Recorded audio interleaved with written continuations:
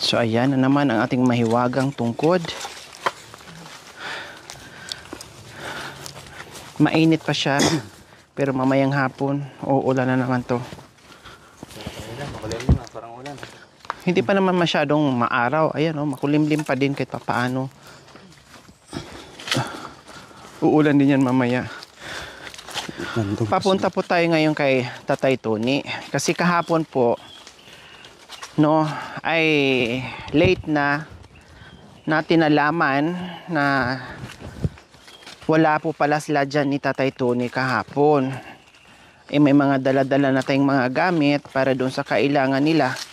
Kailan po wala nga po, biglaan na may sumundo sa kanila mga kabayan.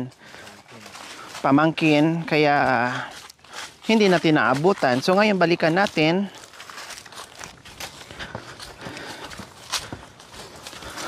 Dahil pumunta daw dyan kanina sa baryo, nagsabi na nakauwi na sila. Kasi alam nila pumunta tayo at may usapan kami kahapon. So balikan natin ngayon.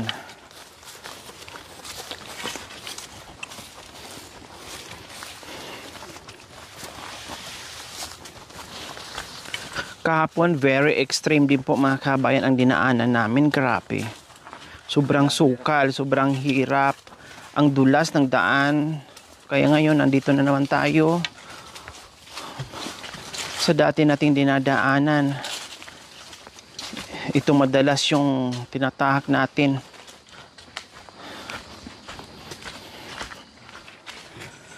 Dito si Merwin nagawa ng mga kabayan, baging para meron kaming hawakan. Dahil pag tag-ulan po mga kabayan ay super dulas din po dyan.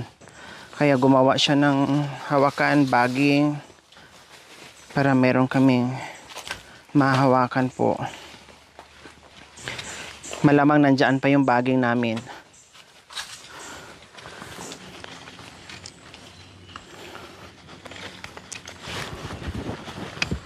Tanghaling tapat, pero pag nandito, akala mo maaga pa. Kasi malamig. Yung nga lang maraming lamok mga kabayan. Pero hindi naman lamok syudad. Lamok kagubatan po mga kabayan. Kapapatoy lang sa balat mo pero kagat agad. Ganun sila kaliliksi. Medyo masukal ngayon mga kabayan at maraming nagkalaglagan ng mga kahoy. Ang sarap nito panggatong. Kasi 'di ba bumagyo, umulan, nagkalaglagan. Ayan ang dami nagkalaglagan ng mga layang katulad nung kahapon mga kabayan, dumaan kami, ilang hakbang lang, may nalaglag na hindi naman laya. Siguro nabigatan lang kaya nabali yung sanga na malaki. Diyos ko mga kabayan, pag may natamaan sa amin, ewan ko lang. Hospital talaga ang bagsak. Or pag napuruhan ka sa malaki, mamatay ka talaga mga kabayan. Dahil super laki ng sanga na naputol. Kaya bumigay sa bigat na siguro hindi nakayanan.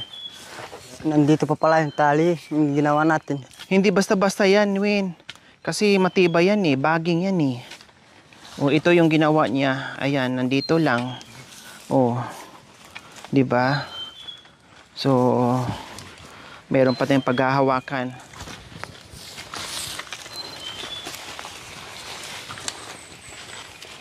Parang putol balat na pa. Ay, naputol. Naputol nga mga kabayan. Ay, apo. Putol, nabulok mga kabayan sa ulan. Siyempre, laya na, di ba? Kaya naputol. Hindi bali, may tungkod naman na tayo. Matagal na po kasi.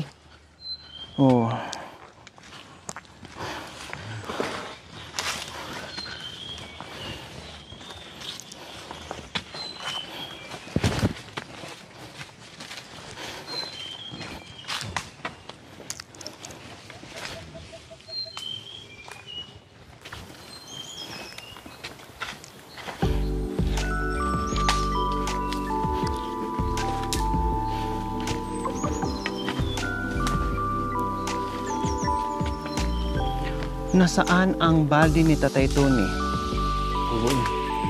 Ay, iniwan na pati gamot?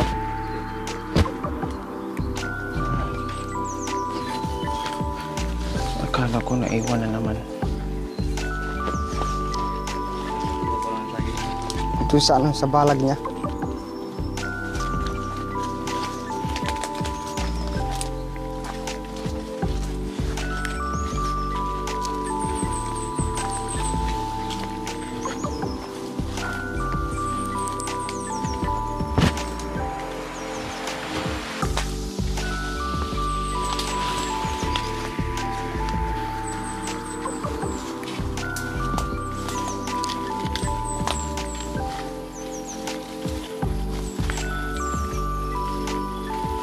Ay, kabayo ka pa.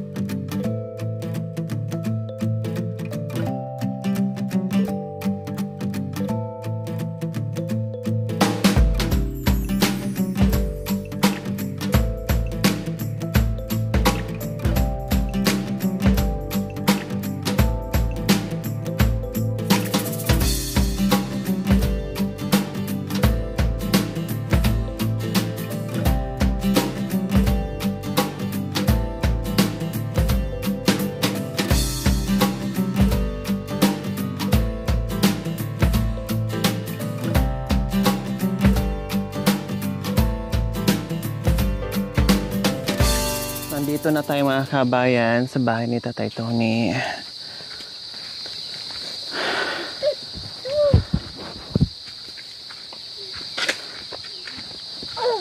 Tatay Tony! Ay, sa wakas, nandito na rin kahapon, walang tao. Ang layo ng nilakbay, walang tao. Dito sa baryo? Nasaan kayo? Siguro nagkasalisi lang tayo kasi nung dumating kami dito wala na kayo. Wala na po dito kami kasi Di ba walang tao? Punta sa baryo. Anong oras po kayo nakauwi? Nagkawin kami ng alas 3 dito. Ay, umuwi din kayo nung kinahaponan? Oo. Oh. Okay, so nandito kami kasi nakita nyo naman siguro may iniwan kaming balde dyan sa sprayer. Nandun. O, gagawin na natin. Okay, so tuloy ang pag-spray natin. Tamang-tama, walang ulan. Pwede tayo mag-spray, Tatay Tony. Kasi nga, nakita ko nga yung kalabasa, lumalaki na siya. Pero kawawa yung ibang parte ng kalabasa ay inuod na. Kawawa na may mamamatay ng uod. Mamamatay na yung uod. Okay, sige, gawin na natin. So, ayan po mga kabayan. I-mix na po natin yung spray. Sana mahabol natin yung insekto ng kalabasa at mais ni Tatay Tony.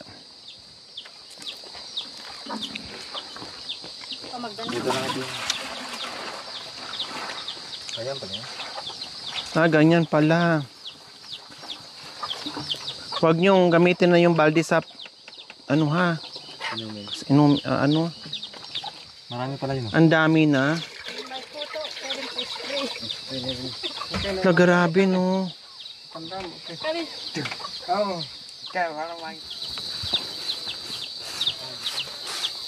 So ayan po mga kabayan, spray na tayo.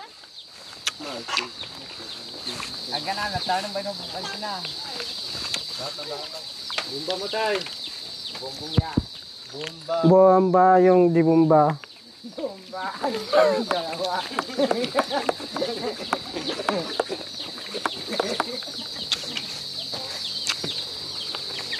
Para di alis yung uwal.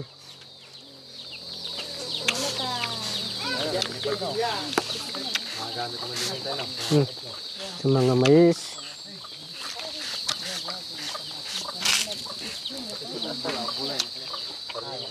Para hindi na makain ng mga kalitip-tip. Lahat ng gulay no, pwede no. Palaya, sitaw.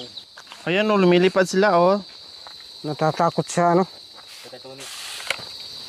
Kasi sayang pag namatay lahat, Tatay Tony, wala nang bunga, wala tayong pipitasin. Wala nang ibibinta. Ate ami at labayaman. Ito po. May amoy mga kabayan. Iba yung amoy niya.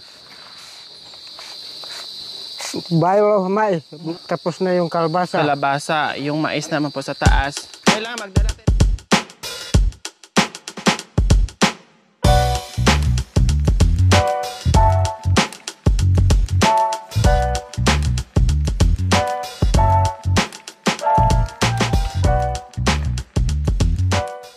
Ayan, dito naman tayo sa mais. Ayan. Ito na uno, may hundukan. Wah. Ha?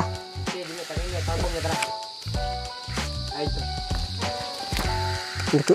Ang dami insekto mga kabayan. Grabe. Grabe Halos yung lahat mga mais. ng Mamamatay. dahon ay kinain na ng mga insekto. Pero sabi ni Tatay Tony ay maagapan pa. Maagapan nyo, may gamot na. Kahit tinan ng ugol, pakikinabangan.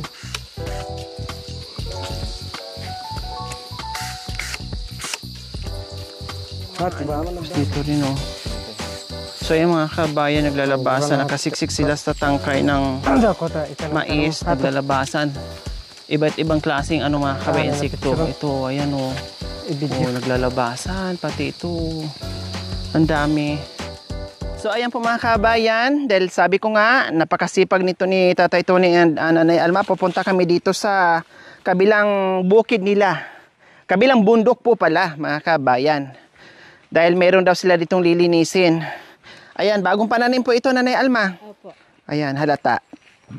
Bagong pananim. Ang tataba. Ang dami. Pati yung mga sagi ni Tatay Tony, ang tataba mga kabayan, no? Saka malinis. Alam mo yung hindi pinabayaan, yung talagang nililinis nila. Ayan, oh, ang daming bunga. Kailang mga, ano pa, mga mura pa mga kabayan. Oh. Anong gagawin niyo po dyan, Tatay Tony? Ay, meron na naman kayo naumpisahan dyan? Diyos ko, mga kabayan. Lagi ko yung mic, Tatay Tony. Hawakan mo muna. Umapang pala dito. Ah, nag-umpisa na naman sila dito ni Tatay Tony mga kabayan. Ayan oh, walang katigil-tigil sa paglilinis. Walang katigil-tigil sa pagtatanim ng kung ano-ano mga kabayan.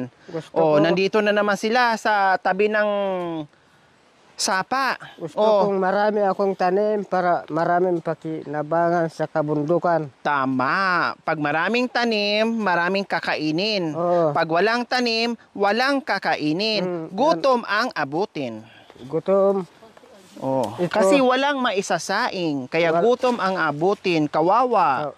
Ito na, ito Dito mga kabayan. ito kahit madamo. Opo, ayan. Ay, hindi natabas yung Tatay Tony, diretso na po. Diretso Kasi na. malambot yung lupa. Malambot yung lupa. Yung linisan namin. Gagawin. Kaya ang tanim namin sa kabundukan ito, daragdagan namin yung tanim. So ayan po mga kabayan, ang laking pakinabang po ng ating mga tools na binigay nila. Dahil sabi ko nga, ako'y ganado magbigay ng kailangan nila dito sa kabundukan kapag masipag. Tulad niyan, gamit na gamit yung mga tools dahil ang sisipag nila, hindi sila tumitigil sa paglilinis. Pag merong bakante na walang tanim, talagang nililinis sila. Tulad niyan mga kabayan, walang katigil-tigil. O, 'di ba? Sabi ko, lalo silang sipagin kapag bigyan pa natin sila ng iba't ibang klaseng tools na magagamit nila dito para lalo silang ganahan at syempre, ganado sa pagtatrabaho mga kabayan dahil hindi na sila mahihirapan. Malaking tulong po sa kanila, mapagaan ang trabaho nila kapag kumpleto sila sa tools. Kaya ito po yung mga kabayan. Akala ko nga tabasin pa po yan, Tatay Tony. Hindi na po pala. Diretso na po. Diretso na kasi malambot yung lupa. Tapos si Nanay Alma, talagang kayang-kaya lang din niyang bunutin yung mga mahabang damo. Pagkagan namin yung Anong idagdag niyo po ditong pananim, Tatay Tony? yung mga gabi. Saka magtanim pa ako ng mais. Mais din. Oo. Huwag nyo nang kalimutan mag-spray ha, kasi mayroon na po. Oo, kaya gusto ko ng spray. Hindi mamamatay yung tanim ko sa bundok. Ang daming nasayang, pero ganun talaga. Oo. Try and error. Huwag mapagod. Kapag na-error, ay huwag mapagod. Huwag mapanghinaan ng loob. Tuloy-tuloy pa rin sa pagtatanim. Tuloy-tuloy ang pagtanim sa bundok ito. Kasi ganun talaga. Kahit sa negosyo, ganun din po. May lugi, may tapat lang, may kikita ka, ganun. Ganun din po sa pagtatanim.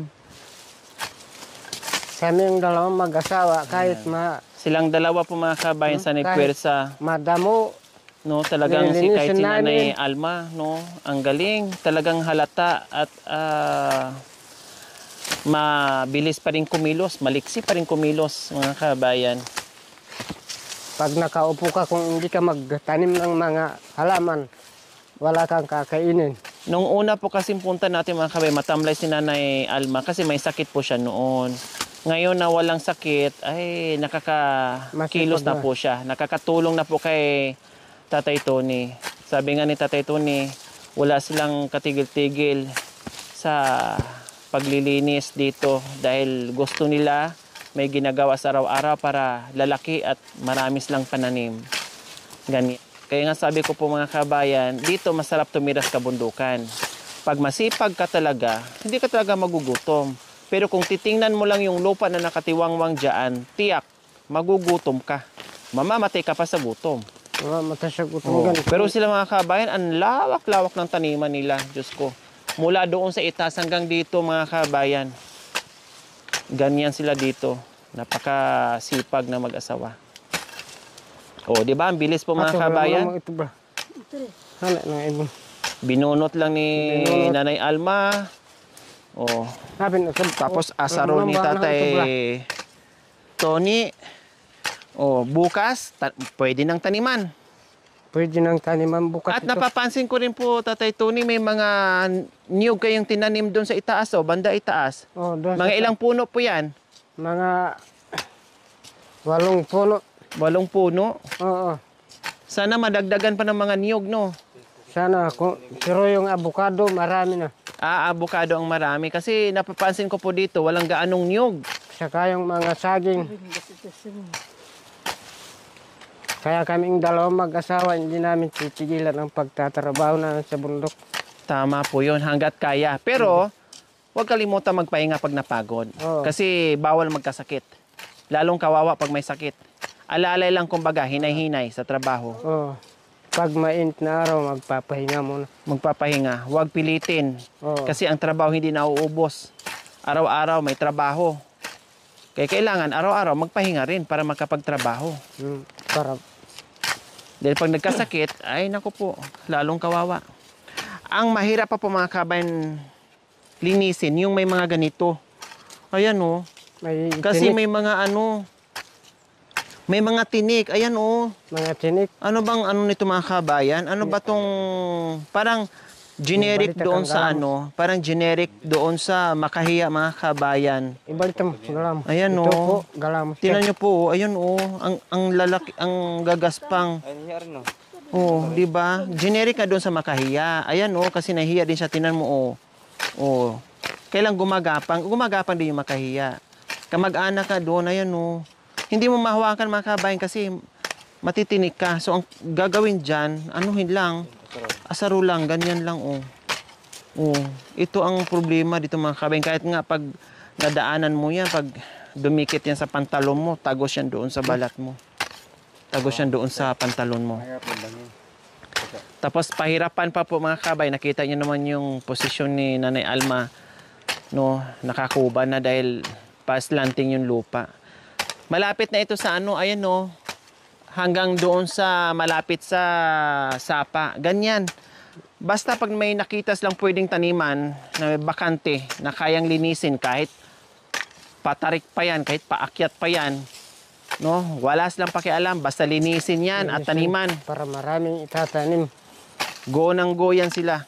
Malapit sa tubig. Kung nauusaw ka, doon ka nabababa, mag-iinom ka ng tubig. Sa maligo. Doon sa tubig. Ang sarap maligo ng mga kabayan.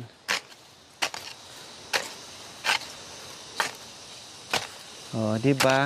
Pati yung mga saging yung Tatay Tony, ang lilinis, ang tatabaw. Oo. Hindi ko pabayaan yung mga tanim ko dito. Bagong tanim po yung saging nyo, Tatay Tony. Bagong tanim. Ang tataba nila. Kaya hindi ko pabayaan. Pinagpaguran kong tinanim para mayroon Galing doon sa bahay. ibibinta. Yung mga sulit. Mm. Araw-araw, dinadala yung tatlo. Hinahakot unti-unti. Tapos tinatanim. Para dadam yung saging sa bundok. Sa baryo po, Nay. Doon sa ano? Ito. Ang bilis. Pagtulungan talaga, ang bilis. Para mabilis yung para bukas magtanim na naman, bagong tanim. Nag-umpisa pala kayo doon sa baba. Nagtatrabaho sa bundok para maraming kainin kahit hindi ka na makakita bigas, kumain ka lang saging, pwede na. Kahit Opo. Totoo po yung mga kabayan. Kaya pag may bigas sila ginto sa kanila, swerte kumbaga. pwede Kasi naman. madalas sila ito root crops lang. Kung may kape ka, pwede. Gayun mong tinapay yung mga saging sa bundok. Although, healthy naman. Pero, kailangan din balanse yung pagkain. Siyempre, lalong-lalo na sa kanila ay trabahuso. No? Talagang kayod kalabaw sila dito mga kabayan. Naghahanap sila ng, ng kanin or bigas. Bababa ka sa bayan, maghanap ka ng asin, bitsin, para may lasa yung sabaw sa kabundukan. Tapos bigas po tay. Oo, bigas. Kahit 2 kilo, pwede na sa amin sa bundok. 2 kilo po. No, Ilang araw lang po yun? 2 araw? pag naubos, magpitas ka ng saging, kakainin. Kung may kape ka, Pwede na po. sa bundok. Basta ang kape, asin bitsin, hindi mawawala. Oo, Bitsin, asin. kape, asukal. Mahal, kahit mahal. Kahit mali, kunti lang, 1 kilo lang kape, asukal, pwede Pwede na sa na. bundok. Tapos tipid-tipirin na lang po. Magtipid-tipid muna. Talagang ganun din ang kahirapan. Okay, sige. Nandito lang kami mga kabayan kasi nga sabi nga namin na pag-usapan namin ni Tatay Tony noong nakaraan na nakita ko yung kanyang mais, naawa ako. Kasi siyempre, ang pagod nga po mga kabayan nila. Plus binhi, plus pagod nila. Tapos malungkot dahil walang mapipitas. Kinain lahat sa uod. Kaya sabi ko, Tatay Tony, ano kaya, maagapan pa kaya ito? Kung halimbawa ibibili ako ng pesticide, okay pa ba? Sabi na Tatay Tony, oo, okay pa. Kaya pang habulin yan. Kasi malalaki na, nakita nyo naman po kanina mga kabayan, no, malalaki na. So ang gagawin namin, no, na-esprihan natin ngayon Tatay Tony. So pakiramdaman natin, no, pag meron pa uli insekto, esprihan natin ulit, no, basta maayos na yung pagtimpla, hindi naman mamatayan kasi nakatimpla naman ng maayos yan. Titinan natin, no. Tapos sa susunod, kung magtanim na kayo, maliit pa lang, Oo. huwag na natin antayin nagapangan ng insekto, kainin. Kung ganyan pa. Isprehan na natin. Kasi ako'y nanghihinayang talaga, Tatay Tony. Plus yung kanyang kalabasa, no? Ang taba din po mga kabayan, ang taba-taba. Ngayon malalaki na Tatay Tony, no? Siguro mga sunod buwan, mamunga na yun. No? Ang lalaki, tapos kinain din mga insekto. Kanina isang naglabasan ka agad yung insekto na tapos parang balang-balang sila pag nahihilong ganyan, tapos naglalabasan sila kasi nakasiksik sila doon sa ilalim. Diyos ko, nandoon po pala sa ilalim mga kabayan, itong mga tangkay nandito pa sila nakasiksik, di ba? Kaya pag hindi lagyan ng spray, wala talaga, kakainin talaga lahat. So titinan natin mga kabayan ha, titinan natin yung mais kung makasurvive pa yon dahil ginawa natin ng paraan na Sana maka-survive pa. Mapakinabangan natin, titinan natin kasi masili pa natin yan. Okay, so nandito lang kami para hinatid yung pesticide, yung spray, at saka yung timba. Dahil ang gamit nga nito, dahil wala nga sila kahapon mga kabayan. So binalikan natin ngayon. At may emergency kasi lang lakad kahapon. So binalikan natin ngayon. Buti na nandito sila at natuloy na sa pag-spray. At tamang-tama naman din na umambon lang ng konti pero uminit naman na uli para hindi na drain yung inispray natin at kakapit doon sa dahon ng mga inisprayhan natin like kalabasa at mais. So okay. So magbigay ako ng pambili ng bigas ni Tatay Tony. Oh. Salamat po sa inyo. 1,000. Para mayroon kami ng pagbili ng pagkain dito sa lalim ng saging sa kabundukan. Opo. Bumili tayo ng spray, tapos nagbigay din tayo ng cash ngayon ni Tatay Tony and Nanay Alma. Maraming salamat po sa walang sawang pagmamahal. Happy birthday po kay Lola Tuding. Ayan. Wala kaming ibang igaganti kundi buong puso naming pasasalamatan yung iyong pagmamahal. No, happy birthday. Nawa ibigyan pa kayo ng mahabang buhay, na walang sakit, no, magandang pangangatawan at marami pang biyaya dahil alam ko marami pang taong nangangailangan na mabigyan nyo ng pagmamahal. Kaya maraming salamat and happy birthday po, Lola Tuding. Happy birthday to you. Happy birthday to you. Happy birthday, happy birthday, happy birthday to you. One more, happy birthday to you. Happy birthday to you. Happy birthday, happy birthday, happy birthday to you. Happy birthday po, Lola Tuding. Salamat po sa biyayang ibinahagi niyo po sa ating mga katutubong Aitas dito sa kabundukan. Happy birthday and more blessings to come. Happy birthday! Ayan, bye po! Birthday. Ayan. Thank you for watching. Don't forget to like, share, and subscribe.